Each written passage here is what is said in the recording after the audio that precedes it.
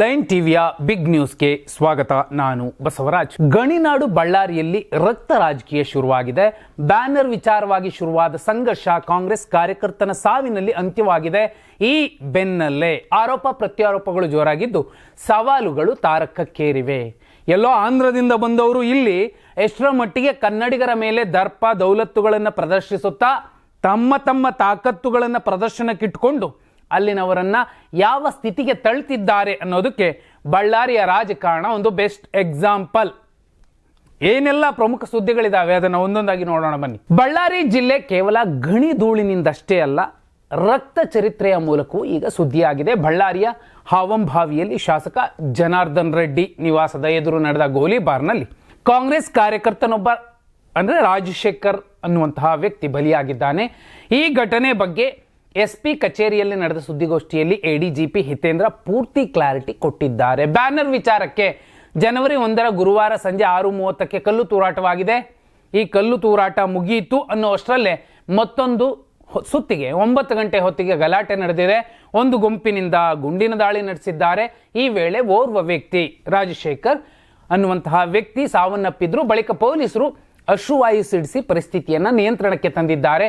ಘಟನೆ ಸಂಬಂಧ ಈಗಾಗಲೇ 5 ಗನ್ ಸೀಸ್ ಮಾಡಿದ್ದೇವೆ. ಇನ್ನಷ್ಟು ಜನರ ಗನ್ ವಶಕ್ಕೆ ಪಡೆದುಕೊಳ್ಳುತ್ತೇವೆ.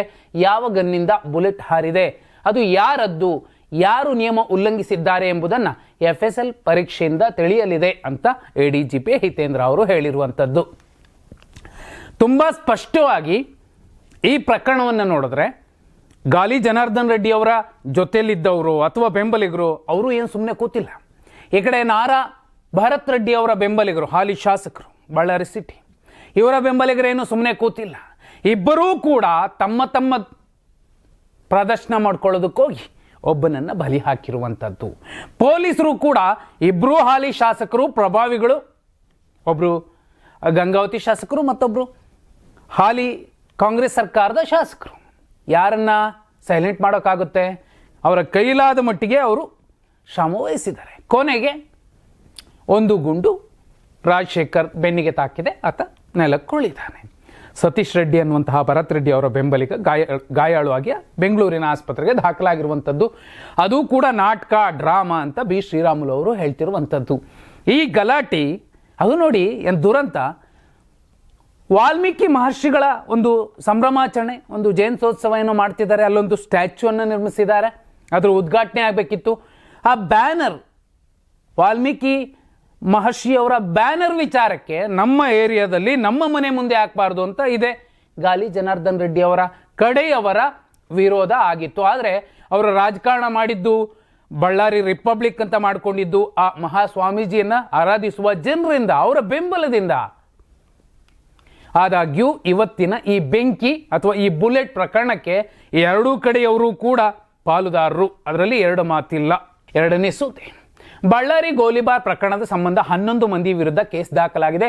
ಶಾಸಕ ಗಾಲಿ ಜನಾರ್ದನ್ ರೆಡ್ಡಿ, ಸೋಮಶೇಖರ್ ರೆಡ್ಡಿ, B ಶ್ರೀರಾಮುಲು, ಅಲಿ ಖಾನ್, ದಮೂರ್ ಶೇಖರ್, ಮೋತ್ಕರ್ ಶ್ರೀನಿವಾಸ್, ಪ್ರಕಾಶ್ ರೆಡ್ಡಿ, ರಮಣ, ದಿವಾಕರ್ ಹಾಗೂ ಮಾರುತಿ ಪ್ರಸಾದ್ ವಿರುದ್ಧ FIR ದಾಖಲಾಗಿದೆ. ಇನ್ನು ಮೃತ ರಾಜಶೇಖರ್ ಸಹೋದರ ಕೂಡ ದೂರು ನೀಡಿದ್ದಾರೆ ಹಾಗೂ ವಾಲ್ಮೀಕಿ ಮಹರ್ಷಿಗೆ ಅವಮಾನ ಮಾಡಿದ್ದಾರೆಂದು ಮತ್ತೊಂದು ಪ್ರಕರಣ ದಾಖಲಾಗಿದೆ. ಸುಮೋಟೋ ಕೇಸನ್ನೂ ಸಹ ಪೊಲೀಸರು ದಾಖಲಿಸಿಕೊಂಡಿದ್ದಾರೆ. BJP ನಾಯಕರು ಕೂಡ ದೂರು ಕೊಡುವ ನಿರೀಕ್ಷೆ ಇದೆ. CCTV ಮತ್ತು ಮಾಧ್ಯಮ ಕ್ಯಾಮೆರಾ ಪರಿಶೀಲಿಸಿ ಸುಮೋಟೋ ಕೇಸ್ನಲ್ಲಿ ತಪ್ಪಿತಸ್ಥರನ್ನು ಬಂಧಿಸಲಾಗುತ್ತೆ ಅಂತ ರಾಜ್ಯ ಸಹಾಯಕ ಪೊಲೀಸ್ ಮಹಾನಿರ್ದೇಶಕ ಹಿತೇಂದ್ರ ಅವರು ಹೇಳಿರುವಂಥದ್ದು. ಪ್ರಕರಣ ಆಗಿ ಆಲ್ಮೋಸ್ಟ್ 24 ಗಂಟೆ ಆಗ್ತಾ ಬರ್ತಿದೆ. ಈ ಕೇಸಲ್ಲಿ ಇನ್ನೂ ಒಬ್ಬರನ್ನು ಬಂಧಿಸದೇ ಇರುವಂಥದ್ದು ಕೂಡ ಪೊಲೀಸರ ವೈಫಲ್ಯವನ್ನು ಎತ್ತು ತೋರಿಸುತ್ತೆ. ಜೊತೆಯಲ್ಲಿ ಪ್ರಭಾವಗಳು ಕೂಡ ಅವರ ಮೇಲೆ ಅವರನ್ನು ಕಟ್ಟಿ ಹಾಕಿರುವಂತಹ ಸಾಧ್ಯತೆಗಳಿರುತ್ತೆ. 2 ಬುಲೆಟ್ ತಗೊಂಬಂದು ಗಾಲಿ ಜನಾರ್ದನ್ ರೆಡ್ಡಿ ಅವರು ತೋರಿಸ್ತಿದ್ದಾರೆ. ನೋಡಿ, ನನ್ನ ಹತ್ಯೆಗೆ ಇವನ್ನೆಲ್ಲ ಪ್ಲಾನ್ ಮಾಡಿದ್ರು. 2 ಬುಲೆಟ್ ನಮ್ಮನೆ ಮುಂದೆ ಬಂದು ಗಲಾಟೆ ಮಾಡಿದ್ದಾರೆ, ನಾವೇನು ಹೋಗಿಲ್ಲ, ನಮ್ಮದು ತಪ್ಪೇ ಇಲ್ಲ, ಎಲ್ಲ ಅವ್ರದ್ದೇ ಅಂತ ಹೇಳ್ತಿದ್ದಾರೆ.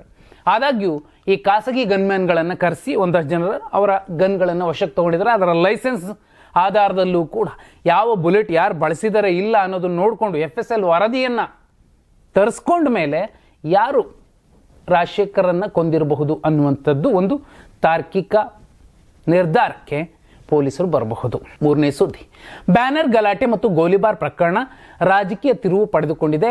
ಗಾಲಿ ಜನಾರ್ದನ್ ರೆಡ್ಡಿ ಅವರನ್ನೇ ಗುರಿಯಾಗಿಸಿಯೇ ಗುಂಡಿನ ದಾಳಿ ನಡೆದಿದೆ ಎಂದು ಮಾಜಿ ಸಚಿವ ಬಿ ಶ್ರೀರಾಮುಲು ಗಂಭೀರ ಆರೋಪ ಮಾಡಿದ್ದಾರೆ. ಬಳ್ಳಾರಿಯಲ್ಲಿ ಶ್ರೀರಾಮುಲು, ಜನಾರ್ದನ್ ರೆಡ್ಡಿ, ಸೋಮಶೇಖರ್ ರೆಡ್ಡಿ ಜಂಟಿ ಸುದ್ದಿಗೋಷ್ಠಿ ನಡೆಸಿದ್ದಾರೆ. ಈ ವೇಳೆ ಮಾತನಾಡಿರುವ ಶ್ರೀರಾಮುಲು, ಇದು ಆಕಸ್ಮಿಕವಾಗಿ ನಡೆದ ಘಟನೆಯಲ್ಲ, ಪ್ರೀ ಪ್ಲಾನ್ಡ್ ಅಟ್ಯಾಕ್. ಕಾಂಗ್ರೆಸ್ ಕಾರ್ಯಕರ್ತರು ಬರೀ ಬ್ಯಾನರ್ ಕಟ್ಟೋಕೆ ಬಂದಿರಲಿಲ್ಲ, ಪೆಟ್ರೋಲ್ ಬಾಂಬ್ ಎಸೆದು ಇಡೀ ಜನಾರ್ದನ್ ರೆಡ್ಡಿ ಅವರ ಮನೆಯನ್ನೇ ಸುಟ್ಟು ಹಾಕಲು ಪ್ಲಾನ್ ಮಾಡಿಕೊಂಡೇ ಬಂದಿದ್ರು. ಆ ಗುಂಡು ಹಾರಿದ್ದು ಗಾಳಿಯಲ್ಲಿ ಅಲ್ಲ, ಅದು ಜನಾರ್ದನ್ ರೆಡ್ಡಿ ಅವರನ್ನೇ ಗುರಿ ಮಾಡಿ ಹಾರಿಸಲಾಗಿದೆ ಎಂದು ಬಿ ಶ್ರೀರಾಮುಲು ಅವರು ಗಂಭೀರ ಆರೋಪ ಮಾಡಿದ್ದಾರೆ.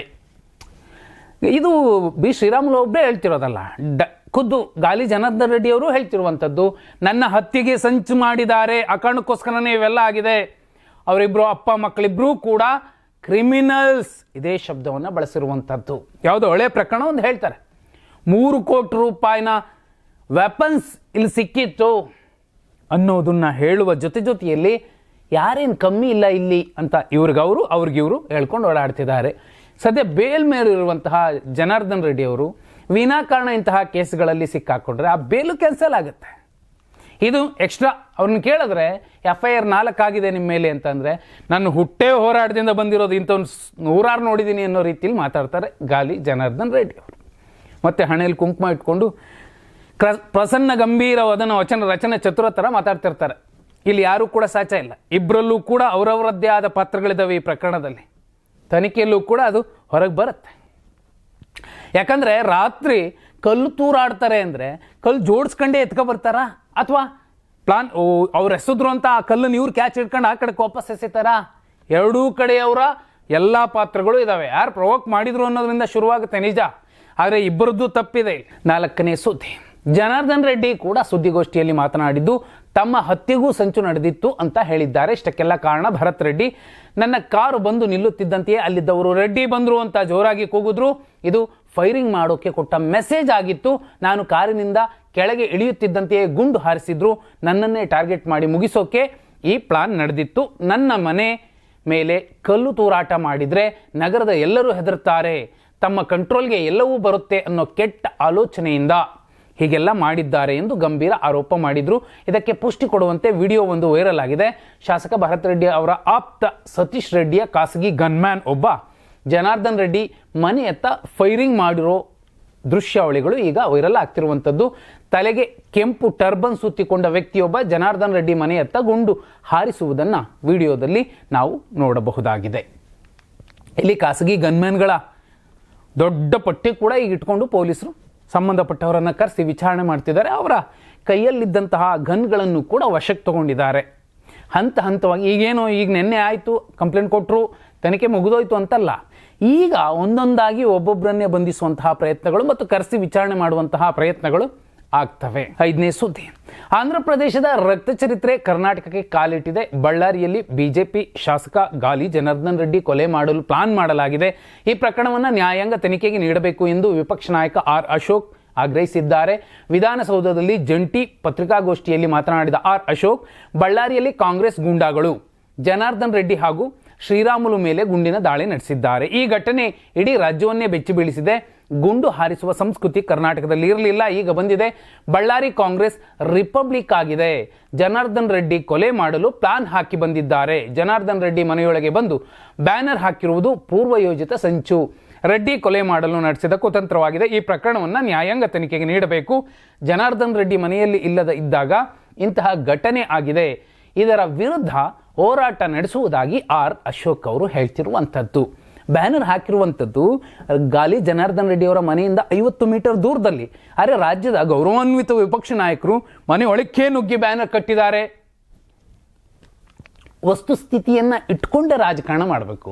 ಇಲ್ಲಪ್ಪ ನಮ್ಗೆ ವಸ್ತುಸ್ಥಿತಿ ಬೇಕಾಗಿಲ್ಲ, ನಮ್ದು ರಾಜಕಾರಣನೇ ಮುಖ್ಯ ಅಂದರೆ ನಾವು ಆಡುವ ಪ್ರತಿಯೊಂದು ಮಾತುಗಳು ಕೂಡ ಕೋರ್ಟಿನ ಕಟಕಟೆಯಲ್ಲಿ ನಿಲ್ಲಿಸುವ ರೀತಿಯಲ್ಲಿರುತ್ತೆ. ಆದರೂ ಅಶೋಕ್ ಅವರು ನಾಡು ಕಂಡಂತಹ ಅತ್ಯಂತ ಸರ್ವಶ್ರೇಷ್ಠ ಮಹಾನ್ ವಿಪಕ್ಷ ನಾಯಕ. 6ನೇ ಸುದ್ದಿ, ಗಂಗಾವತಿ ಶಾಸಕ ಜನಾರ್ದನ್ ರೆಡ್ಡಿಗೆ ಬಳ್ಳಾರಿ ನಗರ ಶಾಸಕ ಭರತ್ ರೆಡ್ಡಿ ಓಪನ್ ಚಾಲೆಂಜ್ ಮಾಡಿದ್ದಾರಂತೆ. ಈ ರಾಕ್ಷಸ 10ರಿಂದ 20 ವರ್ಷದಿಂದ ರಾಜಕಾರಣ ಮಾಡ್ಕೊಂಡು ಬರ್ತಿರುವುದನ್ನು ನಾವು ನೋಡಿದ್ದೀವಿ. ಆತನ ಎಲ್ಲ ರಾಕ್ಷಸಿ ಕೃತ್ಯಗಳಿಗೆ ಅಂತ್ಯ ಹಾಡೇ ಹಾಡ್ತೀವಿ. ಗಡಿ ಭಾಗ ಒತ್ತುವರಿಯಾಗಿದೆ ಅನ್ನೋ ರಿಪೋರ್ಟ್ ಬಂದಿದೆ.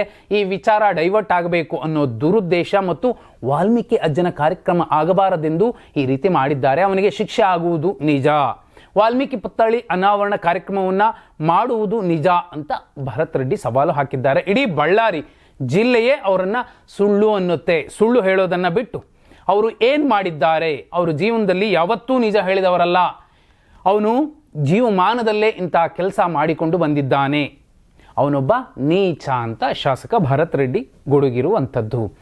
ವಿಪರ್ಯಾಸ ನೋಡಿ, ಇದೇ ಭರತ್ ರೆಡ್ಡಿ ಅವರ ತಂದೆ ಸೂರ್ಯನಾರಾಯಣ ರೆಡ್ಡಿ ಮತ್ತು ಇದೇ ಗಾಲಿ ಜನಾರ್ದನ್ ರೆಡ್ಡಿ ಅವರು ಒಟ್ಟೊಟ್ಟಿಗೆ ಗಣಿಗಾರಿಕೆಗಳನ್ನು ಮಾಡ್ಕೊಂಡ್ಬಂದವರು. ಆ ಗಣಿಗಾರಿಕೆಯ ಉರುಳು ಇವರ ಕೊಳ್ಳೆಗೆ ಬಿದ್ದ ಮೇಲೆ, ಅವರು ಜೈಲಿಗೆ ಹೋಗಿ ಬಂದ ಮೇಲೆ ಇವರಿಬ್ಬರ ಮಧ್ಯೆ ಒಂದಷ್ಟು ಭಿನ್ನಾಭಿಪ್ರಾಯಗಳು ಬಂದಿದ್ದಾವೆ. ಇಬ್ಬರೂ ಕೂಡ ಕರ್ನಾಟಕದವರಲ್ಲ, ಆಂಧ್ರ ಪ್ರದೇಶದವರು. ಅಲ್ಲಿಂದ ಬಂದು ಇಲ್ಲಿ ಗೂಡು ಕಟ್ಕೊಂಡು ಸಾಮ್ರಾಜ್ಯಗಳನ್ನು ಕಟ್ಕೊಂಡು ಅಲ್ಲಿನ ಬಳ್ಳಾರಿಯ ಮೂಲ ನಿವಾಸಿಗಳು ಯಾರಿದ್ದಾರೆ ಅವರಿಗೆ ಕಳಂಕ ಬಳಿಯೋ ರೀತಿಯಲ್ಲಿ ರಿಪಬ್ಲಿಕ್ಗಳನ್ನು ಮಾಡ್ಕೊಂಡಿರುವಂಥದ್ದು. ಆ ರಿಪಬ್ಲಿಕ್ಗಳ ಕಾರಣಕ್ಕೇನೆ ಈಗ ಒಂದ್ಸಲ ಸಿದ್ದರಾಮಯ್ಯ ಅವರು ಪಾದಯಾತ್ರೆ ಮಾಡಿದರು, ಈಗ ಮತ್ತೊಬ್ಬರು ಪಾದಯಾತ್ರೆ ಮಾಡಬಹುದು. ಇದು ನಿಜಕ್ಕೂ ಯಾರು ಮಾಡಿದ್ದಾರೆ ಅನ್ನೋದು ಸಾಬೀತಾದ ಮೇಲೆ ಅವರ ವಿರುದ್ಧ ಕಾಂಗ್ರೆಸ್ನವರು ಅಥವಾ ಇವರ ವಿರುದ್ಧ BJPಯವರು ಹೋರಾಟ ಮಾಡಬಹುದು.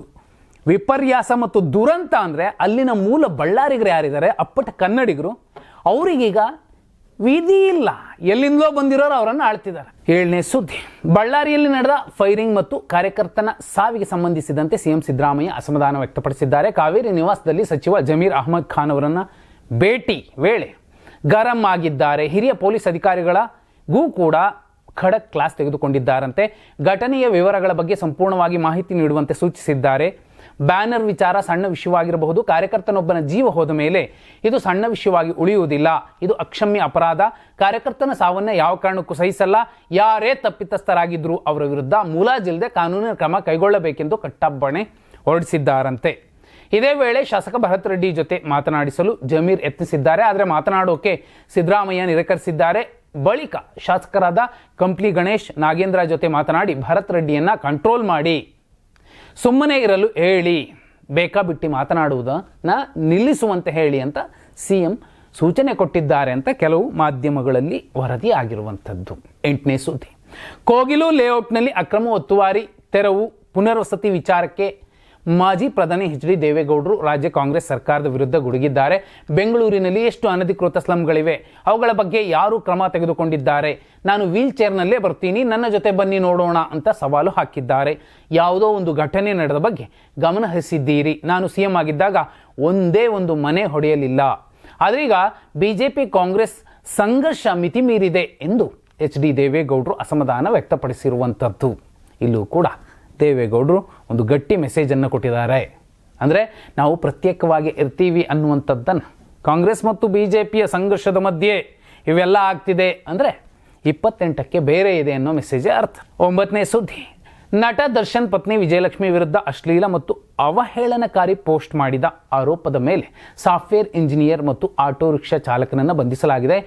ಬೆಂಗಳೂರಿನ ಚಿಕ್ಕಬಾಣಾವರ ನಿವಾಸಿ ಆಟೋ ರಿಕ್ಷಾ ಚಾಲಕ 45 ವರ್ಷದ ಚಂದ್ರಶೇಖರ್ ಮತ್ತು ದಾವಣಗೆರೆಯ ಸಾಫ್ಟ್ವೇರ್ ಇಂಜಿನಿಯರ್ 31 ವರ್ಷದ ನಿತಿನ್ ಅವರನ್ನು ಬಂಧಿಸಲಾಗಿದೆ. ಡಿಸೆಂಬರ್ 24ರಂದು ವಿಜಯಲಕ್ಷ್ಮಿ ಸೈಬರ್ ಕ್ರೈಮ್ ಪೊಲೀಸ್ ಠಾಣೆಯಲ್ಲಿ ದೂರು ದಾಖಲಿಸಿದ್ರು. ಕೆಲವು ವ್ಯಕ್ತಿಗಳು ಸಾಮಾಜಿಕ ಮಾಧ್ಯಮಗಳಲ್ಲಿ ತಮ್ಮ ಮತ್ತು ಅವರ ಕುಟುಂಬದ ವಿರುದ್ಧ ಕೀಳು ಮಟ್ಟದ ಅಶ್ಲೀಲ ಅವಹೇಳನಕಾರಿ ಪೋಸ್ಟ್ಗಳು, ಕಮೆಂಟ್ಗಳು ಮತ್ತು ಸಂದೇಶಗಳನ್ನು ಮಾಡುತ್ತಿದ್ದಾರೆಂದು ದೂರು ನೀಡಿದ್ರು. 15 ಇನ್ಸ್ಟಾಗ್ರಾಮ್ ID, 150ಕ್ಕೂ ಹೆಚ್ಚು ಕೆಟ್ಟ ಕಮೆಂಟ್ಗಳ ವಿರುದ್ಧ ಫೋಟೋ ಸಮೇತ ದೂರು ದಾಖಲಿಸಿದ್ರು. ಈಗ ಪೊಲೀಸರು ಇಬ್ಬರನ್ನ ಬಂಧಿಸಿರುವಂಥದ್ದು. 10ನೇ ಸುದ್ದಿ, ಧರ್ಮಸ್ಥಳ ಪ್ರಕರಣಕ್ಕೆ ಸಂಬಂಧಿಸಿದಂತೆ ಈಗ ಬಿಗ್ ಟ್ವಿಸ್ಟ್ ಸಿಕ್ಕಿರುವಂಥದ್ದು. ಏನು ಬುರುಡೆ ಗ್ಯಾಂಗ್ ಅಂತ ಮಾಧ್ಯಮಗಳು ಹೇಳ್ತಿದ್ದಾವೆ, ಆ ಗ್ಯಾಂಗ್ ವಿರುದ್ಧ ಕಾನೂನು ಹೋರಾಟಕ್ಕೆ ಶ್ರೀ ಕ್ಷೇತ್ರವೇ ಅಧಿಕೃತವಾಗಿ ಎಂಟ್ರಿ ಆಗಿದೆ. ಈ ಮೂಲಕ ದೇವಸ್ಥಾನದ ವಿರುದ್ಧ ಷಡ್ಯಂತ್ರ ನಡೆಸಿದವರಿಗೆ ತಕ್ಕ ಪಾಠ ಕಲಿಸಲು ಮುಂದಾಗಿದೆ. SIT ವರದಿ ವಿಚಾರಣೆಯಲ್ಲಿ ತನ್ನನ್ನು ಪ್ರತಿವಾದಿಯನ್ನಾಗಿಸುವಂತೆ ಅರ್ಜಿ ಸಲ್ಲಿಸಿದೆ. ಈ ಬಗ್ಗೆ ನಾಳೆ ಕೋರ್ಟ್ ನಿರ್ಧಾರ ಪ್ರಕಟಿಸಲಿದೆ. ನ್ಯಾಯಾಲಯ ಅಸ್ತು ಅಂದರೆ ನಾಳೆ ನೀಡಬೇಕಾಗಿದ್ದ ಆದೇಶ ಮುಂದೂಡಿಕೆಯಾಗುವ ಸಾಧ್ಯತೆ ಇದೆ. ಈ ಪ್ರಕರಣದಲ್ಲಿ SIT ಈಗಾಗಲೇ ಸುದೀರ್ಘ 4,000 ಪುಟಗಳ ವರದಿಯನ್ನು ಬೆಳ್ತಂಗಡಿ ನ್ಯಾಯಾಲಯಕ್ಕೆ ಸಲ್ಲಿಸಿದೆ. ಮಾಸ್ಕ್ ಮ್ಯಾನ್ ಚಿನ್ನಯ್ಯ ಸೇರಿ 6 ಮಂದಿ ಬಗ್ಗೆ ಕ್ಷೇತ್ರದ ವಿರುದ್ಧ ಷಡ್ಯಂತ್ರ ನಡೆಸಿರುವುದನ್ನು ಉಲ್ಲೇಖಿಸಲಾಗಿದೆ. ಹೀಗಾಗಿ ಅದೇ ನ್ಯಾಯಾಲಯದಲ್ಲಿ ಧರ್ಮಸ್ಥಳದ ಪರ ವಕಾಲತ್ತು ಅರ್ಜಿ ಸಲ್ಲಿಕೆ ಆಗಿರುವಂಥದ್ದು. SIT first of all charge ಶೀಟನ್ನೇ ಸಬ್ಮಿಟ್ ಮಾಡಿಲ್ಲ ಅಂತ ಅತ್ಯಂತ ಸ್ಪಷ್ಟವಾಗಿ ಗೃಹ ಇಲಾಖೆ ಹೇಳಿರುವ ಸಂದರ್ಭದಲ್ಲಿ ಈ ಪ್ರಕರಣ ಇನ್ನೂ ಎಲ್ಲಿಗೋಗುತ್ತೋ ಗೊತ್ತಿಲ್ಲ. ಆದರೆ ಅಲ್ಲಿ ನೊಂದವರು ಯಾರಾದರೂ ಇದ್ದರೆ, ಕಣ್ಣೀರು ಹಾಕಿದವರು, ನರಕ ಅನುಭವಿಸಿದವರು ಇದ್ದರೆ ಅವರಿಗೆ ನ್ಯಾಯ ಸಿಗಲೇಬೇಕು. ಇದು ಇವತ್ತಿನ ಪ್ರಮುಖ ಸುದ್ದಿಗಳಾಗಿದ್ವು. ನಾಳೆ ಕೂಡ ಪ್ರಮುಖ ಸುದ್ದಿಗಳನ್ನು ಸರಳವಾಗಿ ಸಮಗ್ರವಾಗಿ ಹೇಳುವಂತಹ ಪ್ರಯತ್ನ ಮಾಡ್ತೀವಿ. ಧನ್ಯವಾದ. ಶುಭರಾತ್ರಿ.